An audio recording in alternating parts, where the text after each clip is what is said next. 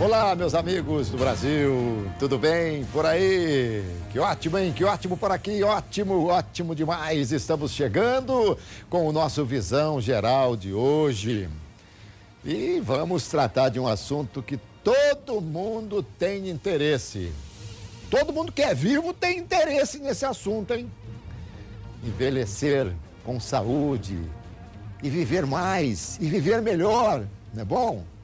Muito bem, então, especialista nessa modalidade aí, doutor Maurício Serafim, é quem vai falar com a gente sobre a medicina da longevidade.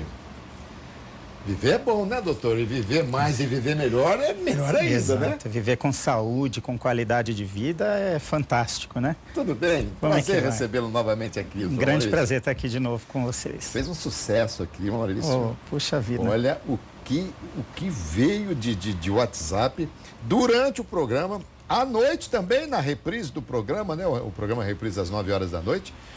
E ainda na sequência, atendendo ao pessoal, você está de volta aqui, nós vamos conversar. Que bacana, espero poder passar bastante informação útil aí para todos. Muito bem. Estamos vivendo mais? Já estamos vivendo mais, a humanidade já vem ganhando tempo de vida, só que esse tempo, por enquanto, ainda sem qualidade. Né? Há cerca de 2 séculos atrás, a estimativa de vida não passava muito mais dos 50 anos, 55 anos de idade. Hoje, depende do país, nós já temos países na Europa com média de vida, expectativa de vida, vamos dizer assim, de quase 80 anos de idade. Né? Bom, a expectativa é uma coisa e a realidade é outra, tá certo? Sem dúvida. Eu não saberia dizer qual que é hoje a média de vida do brasileiro. Você tem essa informação? Em torno de 72, 73 anos como média, né? Quando a gente fala em média, a gente se refere exclusivamente às mortes naturais, por idade, por doença. A gente não está por exemplo, quando morrem muitos jovens em acidentes e tal, isso também faz parte da média ou isso é excluído? Olha, epidemiologicamente eu não sei te dizer, mas eu tenho a impressão que impacta também na média de vida essas mortes acidentais, mortes por violência. Ah, tá. Tenho a impressão, mas aí se eu disser que eu tenho certeza, aí muito bem. Não é verdadeiro. Gente, doutor Maurício você é anestesista, né? Isso. Anestesista e agora está aí na medicina da longevidade. Então, fique à vontade aí para fazer a sua pergunta pelo WhatsApp para a gente repassar aqui para o doutor Maurício, seja aí na área também da anestesia, se você tem alguma dúvida, se tem algum medo, se tem risco, se não tem risco e tal. E também em relação à longevidade, ao envelhecimento, essa coisa toda, e nós vamos responder aqui durante o programa. Eu vou fazer uma pergunta já que muitos podem fazer, e se a pergunta for feita, então a gente vai tirar ela já. Doutor Maurício, anestesia tem risco? Sim, viver tem risco. Viver tem né? risco. Anestesia tem risco também, e o risco ele é inerente da técnica utilizada, da cirurgia e das condições prévias do paciente. Então, eu pegar um paciente para uma cirurgia programada, uma cirurgia eletiva, uma cirurgia sem a emergência, o risco é menor. Existem cirurgias que elas oferecem mais riscos, mas hoje os riscos bastante controlados, como uma cirurgia cardíaca, uma malformação cardíaca e outras cirurgias, como cirurgias estéticas, em que se faz hoje em dia uma consulta pré-anestésica, isso é bastante importante, para que o anestesista conheça o paciente antes e consiga orientar o paciente e principalmente checar se o paciente se encontra nas melhores condições clínicas possíveis para o ato anestésico cirúrgico. Tudo isso que você falou, Maurício, você não tem condição de ver na hora quando de repente tem uma emergência, acidente. Então, aí o risco é maior. Aí o risco é maior. Sempre que possível, o anestesista deve conhecer o seu paciente, checar as comorbidades, medicações que toma, para saber as interações medicamentosas, certo? E, sendo isso possível, promover uma anestesia mais segura e mais confortável para o paciente. E enquanto anestesista, depois de aplicada a anestesia, depois da cirurgia, porque você é extremamente importante antes e muito importante depois também, depois da cirurgia. Sim. Existe uma certa expectativa dentro do anestesista de ver como é que vai ser o comportamento depois, tal? Existe? Sim. Hoje em dia, a anestesia já começa no pré-operatório, nesse preparo pré-operatório. Durante a cirurgia toda, o anestesista obrigatoriamente fica dentro da sala cirúrgica. Como muito pouca gente conhece isso, muita gente pensa que o anestesista aplica uma anestesia e ele sai da sala. Não, a anestesia é a condução do paciente durante toda a cirurgia e hoje, mais ainda, o anestesista ele promove a dor pós-operatória. A maioria dos serviços já estão delegando ao anestesista o controle da dor pós-operatória. Né? Porque o anestesista vai estar dentro do hospital, ele faz o controle intraoperatório. Ele acompanha toda a cirurgia? Sim, tem que acompanhar toda a cirurgia. Durante o ato cirúrgico, o cirurgião ele tem que ter a tranquilidade de prestar atenção somente no órgão que ele está operando. Tá. Certo? Isso, a anestesia veio tirar essa preocupação do cirurgião. Antigamente o cirurgião fazia anestesia e operar. Ao mesmo tempo que ele estava operando, ele tinha que cuidar da vida do paciente. Hoje, a vida do paciente durante a cirurgia é responsabilidade do anestesista. Mas o que você monitora ali?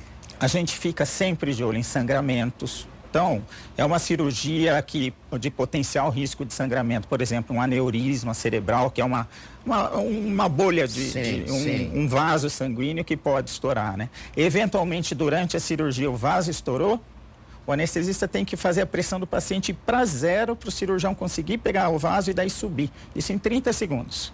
Olha aí, mas então a função do anestesista não é fazer só com que o paciente não sinta dor? Não, a nossa função é, durante a cirurgia, manter o paciente em condições de conforto para ele, segurança, e também dar tranquilidade para o cirurgião e das condições para o cirurgião operar. Por exemplo, às vezes na barriga, fazer o relaxamento muscular para o cirurgião ter mais campo para operar. Uma cirurgia de ouvido, ela não deve sangrar nada, porque uma gotinha de sangue dentro do ouvido, o cirurgião não enxerga mais nada.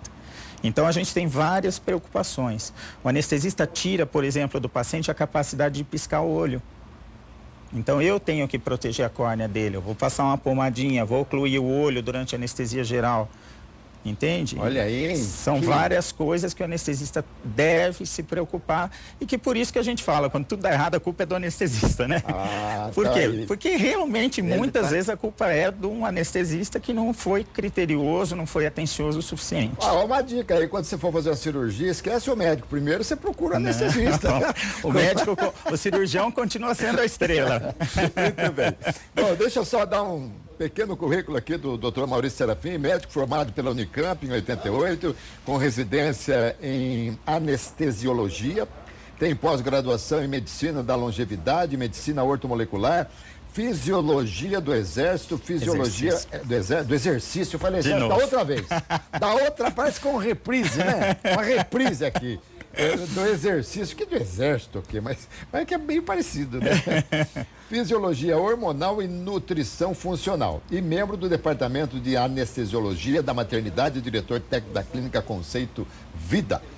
Muito bom. Currículo ótimo. Qualquer dia você passa lá, trabalha um pouquinho no exército, só para eu poder... Eu vou fazer a inscrição. Incluir aqui no currículo. Tá? Muito legal. Bom, então vamos falar aqui... Claro que anestesia, se vier alguma pergunta, a gente vai passar. Eu mesmo não sabia de nada dessas coisas aí. Para mim, o anestesista, ele passava lá, dava anestesia, falou, doutor, vou tomar um café, eu vou tomar um café e volto depois da cirurgia. Tem até anestesista que faz isso, não deve fazer. Mas o nosso assunto aqui, o mote da nossa conversa realmente é a longevidade. Posso hoje dar umas provocadinhas assim? Por favor. Pode? Por exemplo, é importante fazer exercício. Sim. Como que há pessoas que não fazem exercício durante a vida? Dorival Caymmi, por exemplo, que mora no céu grande como o senhor. A vida inteira, Dorival Caymmi foi deitado na rede, compondo e tal, tranquilo e viveu. Ele era uma pessoa especial em todos os sentidos, até geneticamente, vamos dizer assim, né? São as exceções, Por exemplo, viveu 104 anos, fumava. Agora a gente teve também a evolução da própria cidade, do estresse urbano que a gente sofre, né? Então a gente vê os nossos antepassados, eles não sofriam tanto estresse quanto a gente sofre hoje. Eles não eram expostos a tanta poluição, tanto alimento de má qualidade, alimentos industrializados. Isso tudo colaborava, né? Hoje a gente é exposto à poluição. Hoje a gente acha que está comendo uma dieta saudável. Ah, comi só uma saladinha e comi uma proteína. Só que a sua saladinha está cheia de agrotóxico. Isso inflama o intestino, isso é um estresse para o organismo. Então, antigamente as pessoas viviam mais mesmo sem esse conceito de academia. Academia é um conceito recente, o exercício físico, mas que ele veio para ajudar o que a gente perdeu. A gente perdeu tranquilidade, a gente perdeu um mundo mais tranquilo. E por que, que nós estamos vivendo mais com tanta coisa que você acabou de falar, comida que tem agrotóxico, poluição e tal, e ainda assim estamos vivendo mais? Graças ao desenvolvimento da medicina e das áreas afins, da farmacologia, que eles vêm tampando o sol com a peneira. A gente adoece e tem um remedinho para a doença. A gente inflama, tem um anti-inflamatório. Então, a gente, por enquanto, faz uma medicina de doença. A gente vai no médico quando a gente está doente, para tratar doença. A medicina de longevidade, ela veio para complementar, não para substituir isso. Através da medicina de longevidade, a gente promove saúde. Né? Então, o que eu vou fazer? Eu não vou dar o remedinho para combater a doença. Eu vou te ensinar condições de não ter a doença. Para você não ter a doença, para você ter mais saúde. E como é que é a nossa a receptividade desses novos conceitos? O próprio brasileiro, porque eu acho que o brasileiro é muito moldável, muito influenciável. Não sei se eu estou enganado.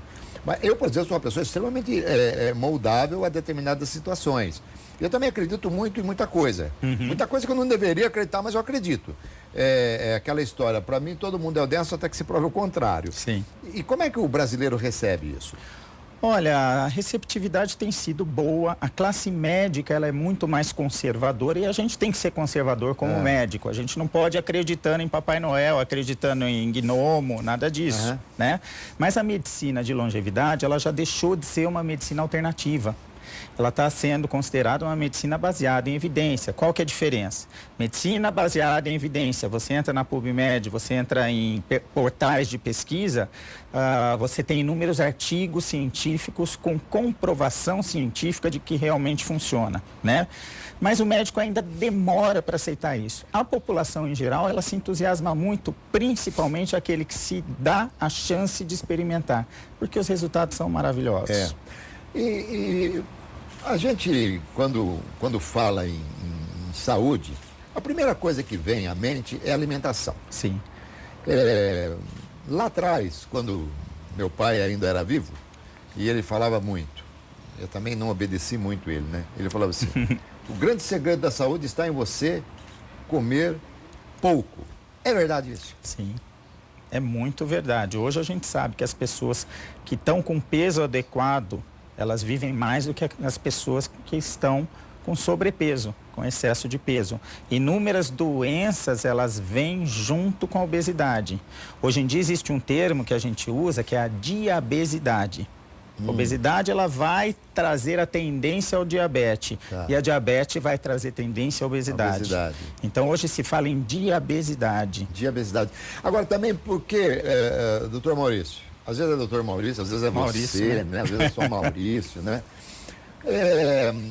A gente não come porque tem fome, né? A gente come porque é gostoso. A gente passou a comer pelo prazer. Pelo prazer. O nosso mundo, a correria do nosso mundo, nós temos pouco prazer, né? Então a gente compensa essa falta de tempo. Todo mundo não tem tempo para nada. Você tem um dia lotado de serviço, agenda cheia, gente bacana, gente chata para atender, problemas sérios, problemas leves para resolver. Aí, qual que é o seu prazer no fim do dia? Sair, vamos comer um pratão de macarrão com um vinho bom? Então a nossa transferência do prazer alimentar. E a gente, quando começa um programa de ajuste de peso, a primeira coisa que a gente tem que fazer, transferir essa recompensa para fora do prato, né? Fazer uma pergunta aqui de compensação, vamos ver se isso aí vira. O que é mais interessante, o que ajuda a pessoa a manter mais o peso? Aquele que tem o comedimento ao comer, mas não faz exercício? ou aquele que não tem comedimento ao comer, mas malha que deu um danado? Boa essa pergunta e difícil de você ter uma resposta, porque a medicina e o ser humano não é matemático, né? Então, aquela pessoa que faz bastante exercício, ela já pode comer um pouco mais. Tá. Porque a própria massa muscular, ela consome energia, né? Então, se eu fosse... eu sou marombeiro de coração, né? Então, eu escolho fazer exercício e comer mais. Fazer exercício e comer. Mas há controvérsias nesse assunto. Agora, se você tiver comedimento nos dois segmentos, aí está ótimo, aí né? melhor. Se você tiver uma dieta saudável e fizer atividade física, ter uma massa muscular satisfatória, você vai longe. E é importante você fazer várias refeições durante o dia? Tem esse negócio? Não, antigamente tinha-se o conceito de que a gente tinha que comer de 3 em 3 horas. Isso já caiu um pouco por terra. Eles falavam que se você comesse de 3 em 3 horas, você manteria o seu metabolismo mais elevado. Mas se a gente for pensar no homem primitivo, né, ou num animal, que nós somos animais. Sim. Nosso tronco cerebral, que é a parte que visa a sobrevivência, ele ainda é o tronco cerebral de um primata, do homem das cavernas, né? O homem das cavernas, ele não comia de 3 em 3 horas.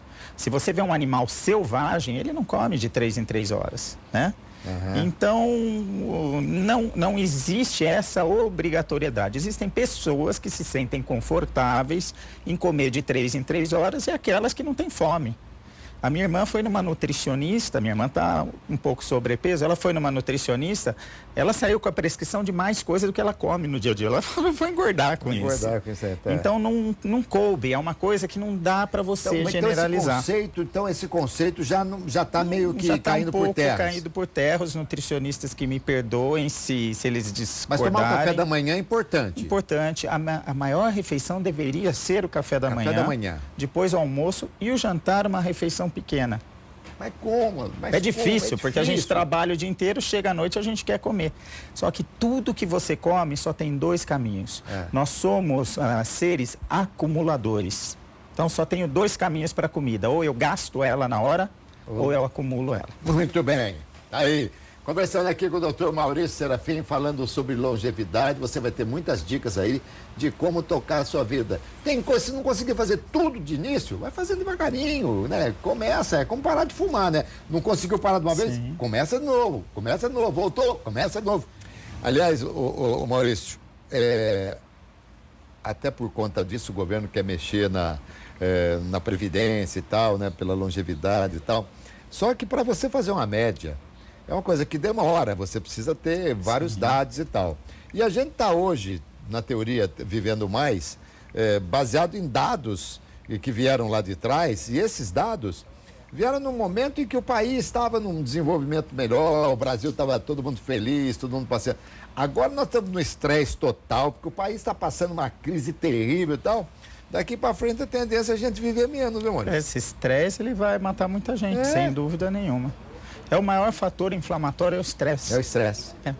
Você pode não fazer mais nada. Se não tiver estresse, nós temos nossos amigos, né, da rede, que esses vivem bastante. Tranquilo, né? O estresse é o fator que mais gera inflamação no organismo da gente. E 90% das doenças começam com inflamação e com oxidação. Eu já saí de consulta médica.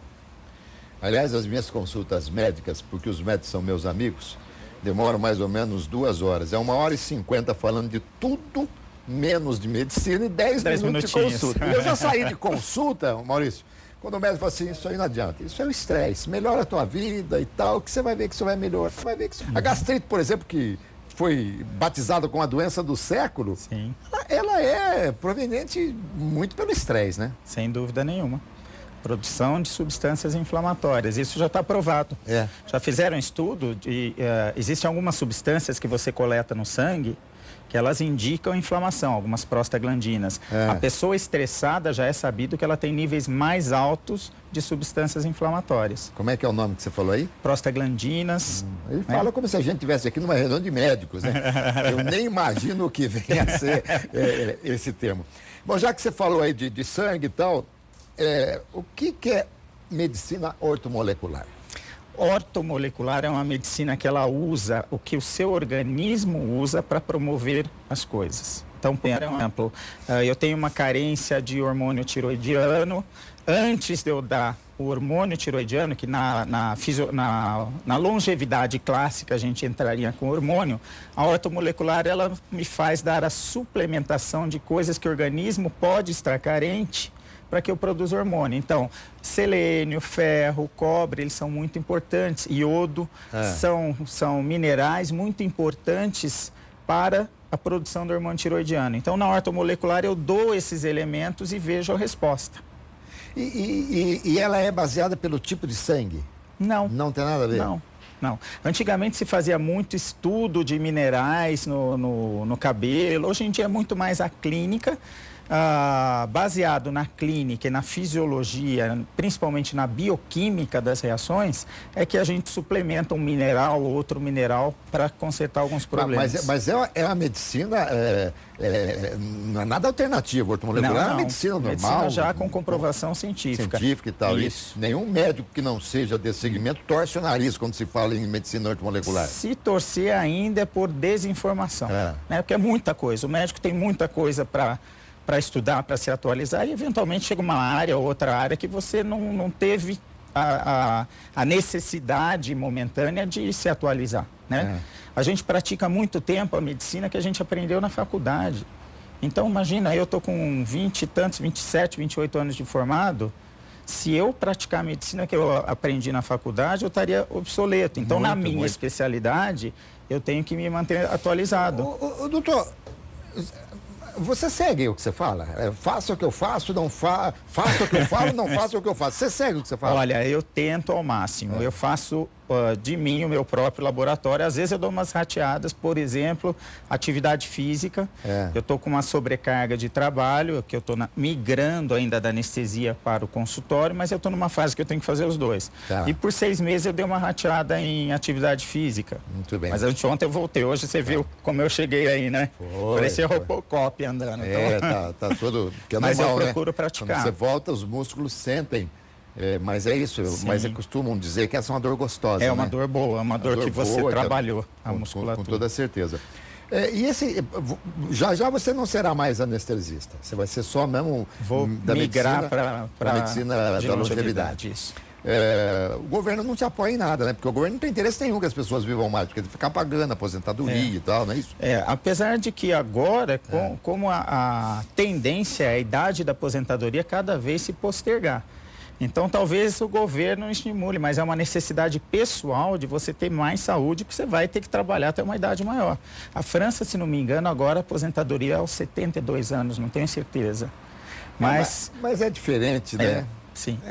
Mas é o que está acontecendo com a nossa pirâmide populacional, está estreitando a base. Hoje nós temos menos jovens do que nós tínhamos há 30 anos atrás. Sim. Né? Até parece que existe um controle de natalidade natural, né? Eu tenho a impressão que não é interesse em termos econômicos aí, não vou nem dizer de governo, mas você ter muito mais velhos, idosos, vamos dizer assim, do que jovens, porque é uma carga você pagar a aposentadoria para todos esses idosos, pagar a parte de saúde, que o idoso adoece mais, né?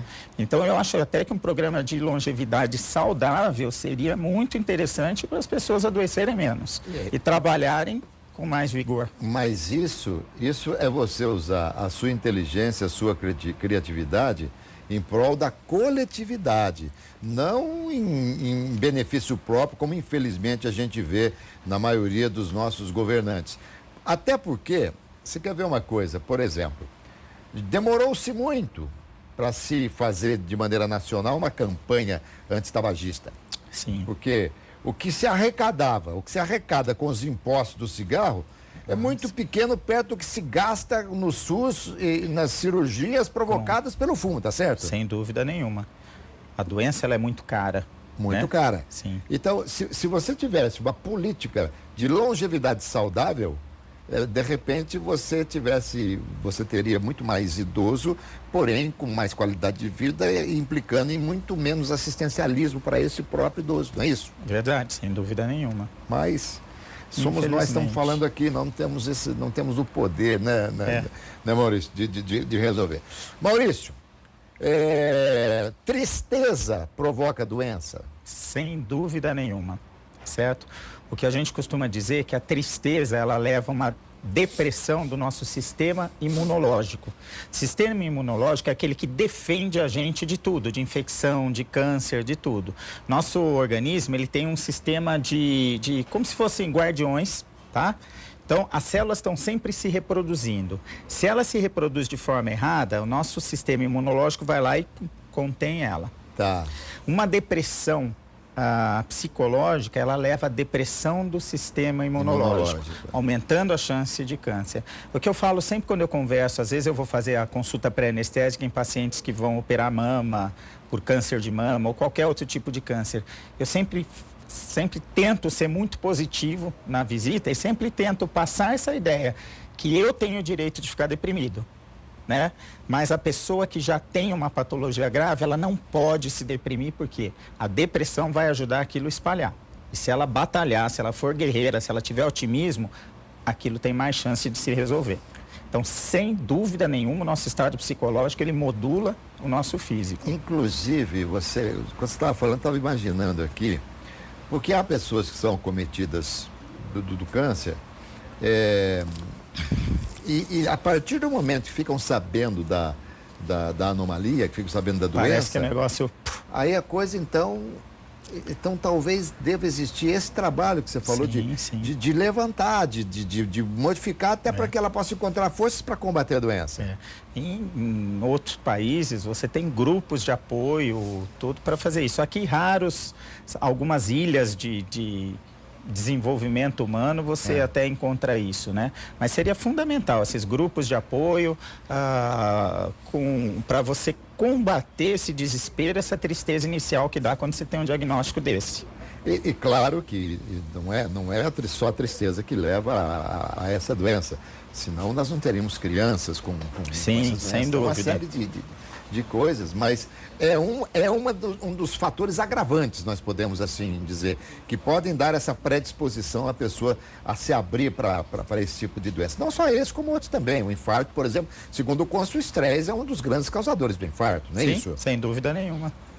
O estresse é causador de tudo. De tudo. Tudo que é doença, estresse é o grande causador hoje em dia. Me dá eu sei que você não é pneumologista, né?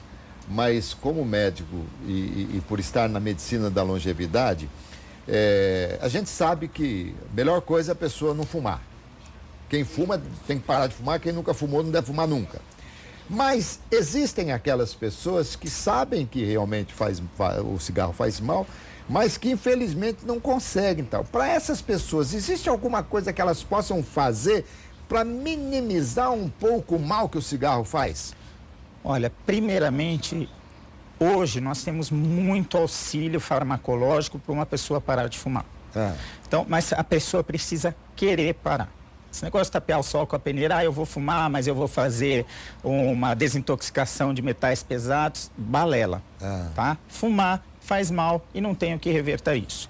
Só que hoje, se a pessoa se conscientizar antes dela, porque geralmente a pessoa espera ter uma doença para achar que deve parar, e às vezes é um pouco tarde. Mas hoje você tem na farmacopeia, na farmacoterapia, inúmeras medicações que ajudam. E a pessoa adequada para prescrever não é o vizinho. O vizinho tomou tal remédio, funcionou, eu vou tomar também. Não, procure um pneumologista. O pneumologista, ele vai te entrevistar, ele vai tentar entender o seu vício e indicar a forma correta que você vai usar para parar de fumar. Muito bem, tá aí, ó, conselhos do Dr. Maurício Serafim, o homem que entende tudo de longevidade. Dr. Maurício, o dia que você estiver num lugar que você não pode ligar a televisão, pega o seu smartphone e, ó, entre aqui no aplicativo da Rede Família, basta você pegar aqui, ó, baixando o aplicativo da Rede Família, tanto para o sistema iOS, que é o iPhone, quanto para o Android, você baixa o aplicativo e acompanha a programação da Rede Família em tempo real. E também o site redefamilia.com.br, onde você também pode acompanhar, não é, toda a nossa programação, além de conferir tudo, navegar, pegar informação, ver detalhes de programas, fotos, a coisa toda. redefamilia.com.br.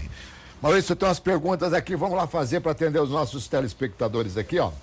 Luciano Ribeiro de Neres, da Bahia, pergunta a você, o que é melhor para a longevidade, musculação ou corrida de 3 em 3 dias? Olha, se você puder associar as duas coisas, melhor.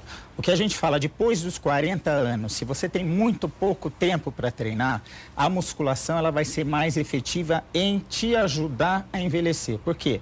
Depois dos 40 anos de idade, nós tendemos a perder muita massa magra.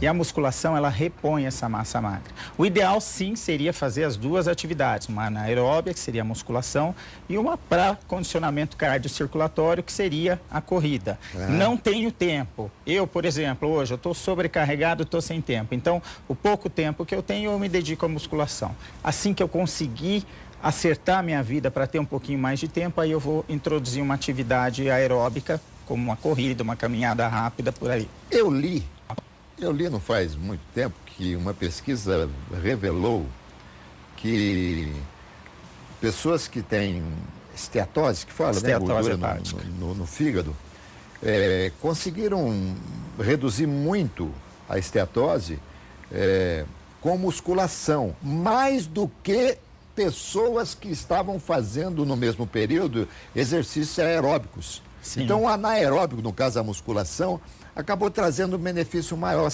Sabia Sim. também disso? A musculação ela consegue interferir um pouco mais na resistência a um hormônio chamado insulina. Por isso, e esse hormônio tem muito a ver com a esteatose hepática. Os dois exercícios são bons, mas em benefício, a musculação acabaria trazendo mais benefício por ela alterar o metabolismo da glicose. Muito bem. Aline Oliveira, que mora em Águas Lindas, em Goiás, no estado de Goiás. Boa tarde. Comer coisa assada no forno é saudável? Pergunta ela. Comer coisas feitas em panelas elétricas tem algum problema ou é a mesma coisa do fogão a gás? Aline pergunta. Aline, né? Isso. Aline, a comida assada ela é melhor do que a frita, tá certo? Então, se você assar, realmente você vai ter um alimento preparado em condição mais adequada do que se você usar óleos vegetais para fritar. O que a gente está acostumando recomendar, que a gente está voltando um pouquinho no tempo, se você precisar fritar alguma coisa, a melhor gordura para você utilizar é a gordura do porco. A banha de porco. A banha de porco. Que lá atrás as nossas mães, as nossas avós faziam, sim, né? E depois foi banido como se fosse a pior coisa do mundo. Hoje a gente volta a criticar os óleos vegetais. Muito bom, que coisa. Então a gordura do porco ainda é melhor. E a panela elétrica, ela não tem problema nenhum, é a forma de cozimento. Muito bem. A Kátia faz uma pergunta aqui, a Kátia que é do Espírito Santo. Ela faz uma pergunta aqui e a sua resposta eu vou prestar muita atenção, e se você encontrar realmente a solução, você vai ficar o homem mais rico do mundo. Oba! Ela pergunta qual a dieta boa para reduzir barriga. Parar de comer. Na verdade, é desinflamar. Muito da barriga que a gente tem não é... se você comer uma comida pouco inflamatória, você consegue melhor. O que é uma comida que não inflama? Pouca coisa industrializada, pouca coisa com conservante. Comida da vovó. Arroz, feijão, legumes, verduras, frutas. De preferência, sem agrotóxicos. Vegetais orgânicos, e aí você vai desinflamar. Só o fato de desinflamar, você já perde a barriga. Eu estou há 2 meses sem comer glúten, fazendo uma experiência, né? E todo mundo olha para mim e fala, nossa, você emagreceu. Eu não perdi 1 quilo, só que murchou a barriga. Porque o glúten inflama, o leite inflama, o açúcar inflama. Olha aí. Bom, o glúten é fácil. Você pega o produto e lá vai estar constando, não contém glúten. Não, basicamente tirar o trigo, né? Quem não tem alergia, o glúten é uma polêmica com os médicos. Mas o pão integral tem glúten? Pão integral, tudo que tem trigo tem glúten. E você não come nada com trigo? Eu estou há 2 meses fazendo essa experiência. Não é fácil no começo, mas você tem que olhar não o que você não pode comer, você tem que olhar o que você pode comer. Certo? Entendi. Então, é aquela comida saudável de antigamente. Tudo bem.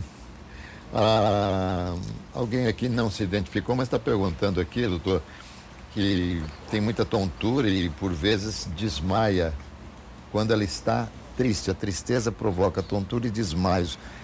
A pessoa de Bragança Paulista, isso pode acontecer. Isso pode acontecer, você pode ter alterações no coração, na pressão, a tristeza ela pode gerar arritmia, né? Você pode ter uma arritmia cardíaca, a tristeza você pode ter uma hipotensão. De qualquer forma, seria sempre bom consultar um cardiologista para ver se não é nada mais grave, mas a própria tristeza pode causar isso. E aqui também tem pergunta que fala sobre as garrafas, as águas que são envasadas em garrafas plásticas. O plástico traz alguma complicação? Sim, a garrafa que fica no sol, ela libera bisfenol na água. O bisfenol é um xenoestrogênio, ele altera toda a produção. Não, ela vai alterar a produção de hormônio, tanto masculina quanto feminina. Olha aí. Tá? Então, garrafa plástica, garrafa PET que tomou sol, você não deveria beber a água. E a gente não sabe no distribuidor se ficou no sol ou não. Olha aí.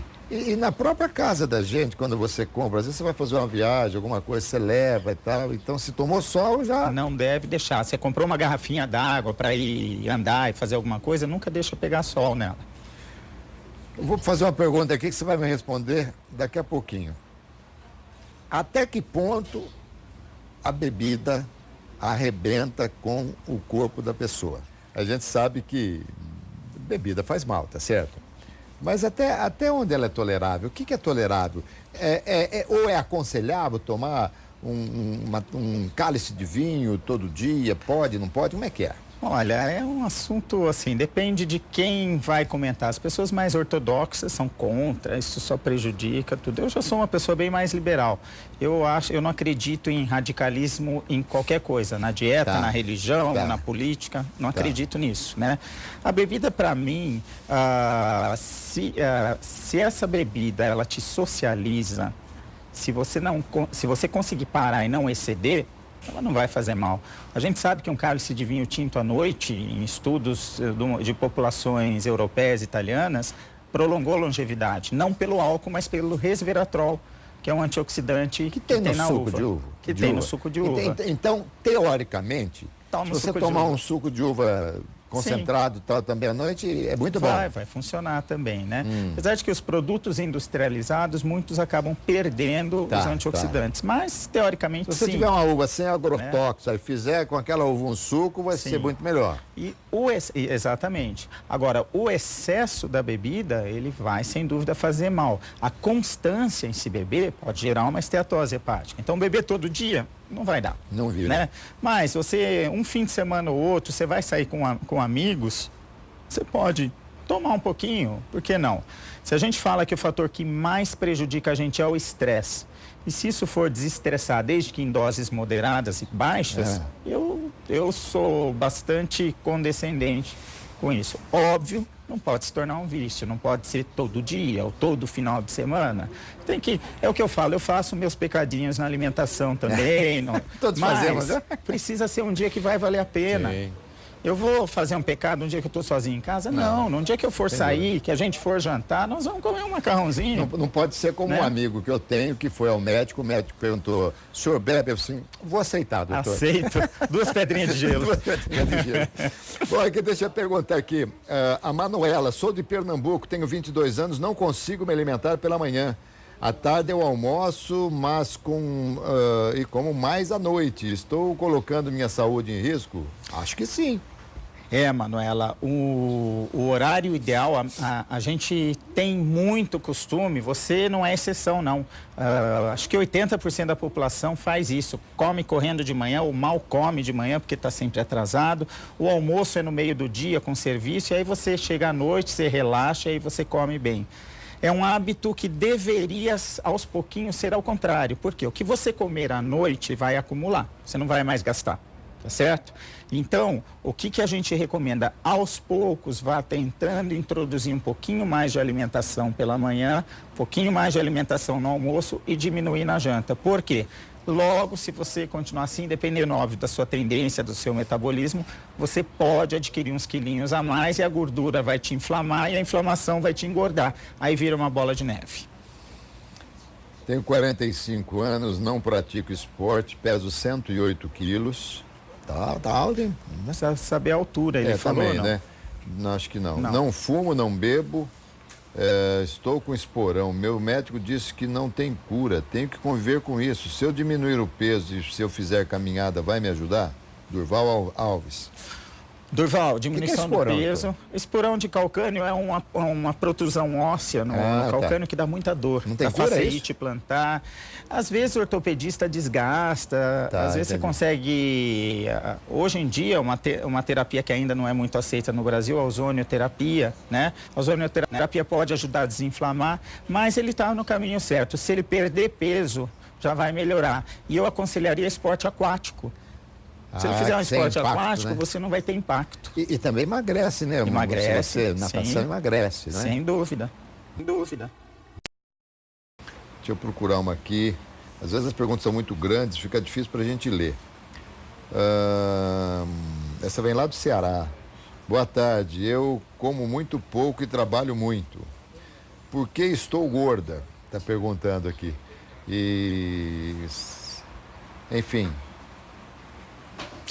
Olha, você come pouco e trabalha muito. Trabalhar muito, né? Se fizesse bem, trabalhar muito não faz bem para ninguém. Você tem que modular o seu trabalho com atividades que lhe dê prazer.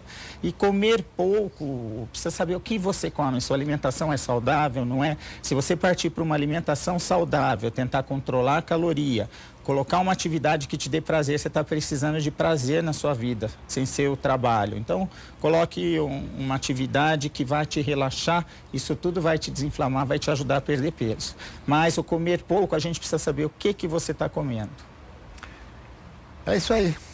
Tá vendo como o tempo passa muito rápido, acabou, né? Doutor. Adorei. Você volta, né? Volto. Claro. Eu vou voltar com uma camisa que não abra. Doutor Maurício, obrigado demais. Vou colar esse paragrafo aqui para não... Obrigado demais pelo teu prazer. Mais uma vez. Aí, conversei com o Maurício, extremamente espirituoso aqui no nosso Visão Geral de hoje. Tá acabando o programa. Quero dizer para você o seguinte, se você gosta de futebol e se você quiser me ouvir narrando futebol, baixe o aplicativo Alberto César, tá? Depois eu mostro ele aqui com detalhezinhos para você aqui, tá em cima do horário, tá aqui o aplicativo Alberto César. Vá lá no seu smartphone, na sua loja, baixa aí e você acompanha as minhas transmissões de futebol. Sábado, 11 horas da manhã, já tem a estreia. Saúde, paz, alegria e muita sorte. Muito obrigado pela companhia, viu, gente? Vambora, doutor? Muito obrigado. Foi ótimo.